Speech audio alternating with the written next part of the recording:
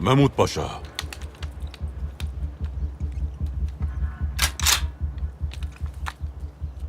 ये एक बंदूक है, बिल्कुल वैसी जैसी आपके पास भी है, लेकिन इनमें फर्क है। क्या फर्क है? इसमें एक खास कारतूस है जो एक मुख्तलिफ आवाज पैदा करता है।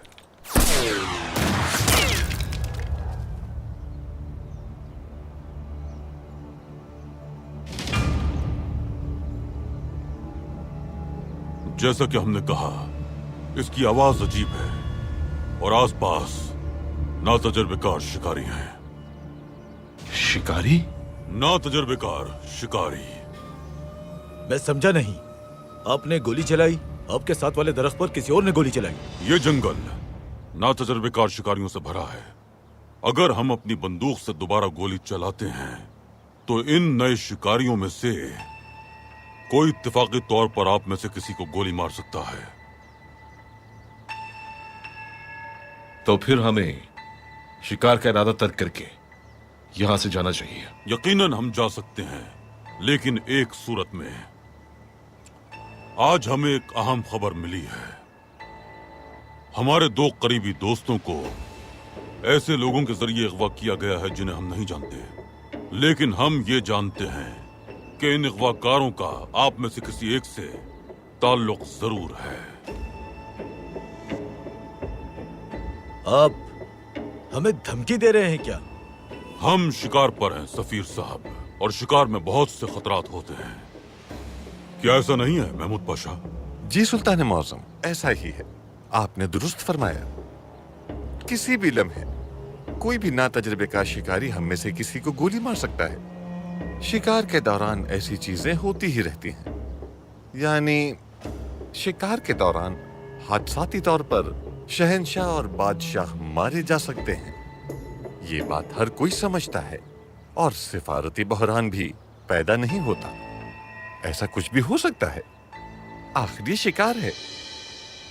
मिसाल के तौर पर जैसे बाज़ंतीनी शहंशाह वेसेलिस अव्वल की मवादीनिया के करीब एक जंगल में शिकार के दौरान गोली लगने से मौत हो गई थी, और सबने इसे एक हादसा ही समझा।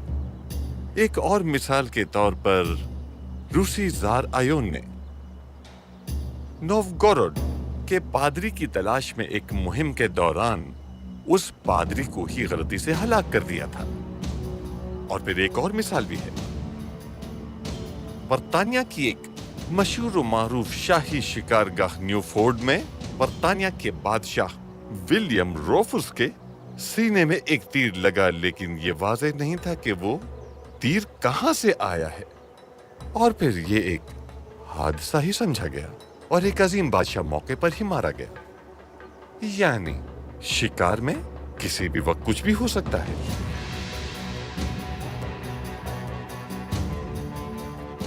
हमें इस नातजुर्बेकार शिकारी को दोबारा गोली चलाने से रोकने के लिए क्या करना चाहिए? आपका काम इंतहाई आसान है। आप अपने लोगों को भेजेंगे और कहेंगे, अहमद जलालुद्दीन पाशा और इस्माइल हक्की साहब को आखिर किसने अगवा किया है, और उनकी फौरी रिहाई के लिए जो भी जरूरी हो वो आपने करना है, और कुछ नहीं।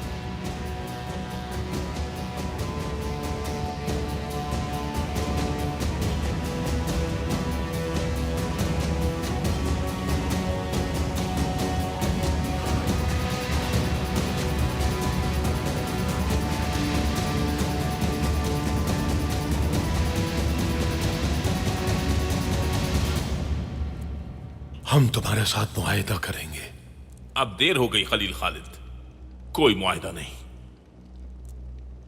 जब वनाइद ने हमें धोखा दिया तो मैंने कसम खाई कि मैं उसे मार दूंगा। उसका वक्त आया और मैंने उसे मार दिया।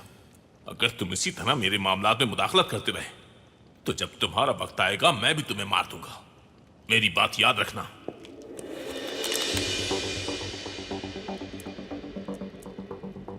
अगर मैं तुम्हारे सर में गोली मार दूं तो कौन मुझे रोक सकता है?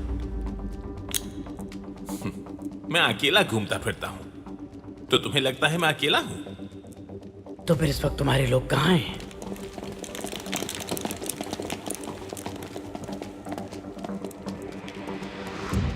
तुम तुम सब में इतनी ताकत नहीं कि तुम लोग मुझसे दुश्मनी कर सको। खलील खालिद, अब मैं वो आदमी नहीं जिसे तुमने जलाया था।